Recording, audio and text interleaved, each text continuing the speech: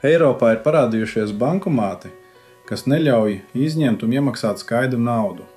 Šo jauno bankomātu bīstamība slēpjas tajā, ka tie ir daļa no plašākas tendences pāriet uz pilnīgi bezskaidras naudas sabiedrību, kas tieši apdraud mūsu brīvību un izvēles iespējas. Tie ierobežo mūsu piekļuvi skaidrai naudai, kas ir vienīgā maksāšanas forma, kas garantē privātumu. Katra bezskaidras naudas transakcija tiek izsekota, dodot bankām un iestādēm pilnīgu kontroli pār mūsu izdevumiem un dzīvi. Tas apdraud finansiālo brīvību un padara mūs pilnīgi atkarīgus no banku sistēmas, kas var bloķēt kontus un neaizsargāt uz gadījumā, ja notiek elektrotīkla vai interneta traucējumi.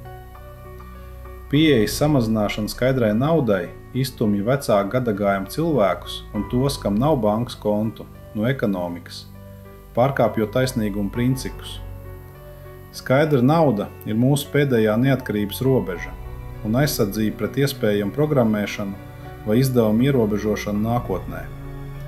Mums jāaizstāv tiesības izvēlēties maksājumu veidu, jāsaglabā skaidras naudas infrastruktūra un jāaizsargā mūsu finanšu autonomija.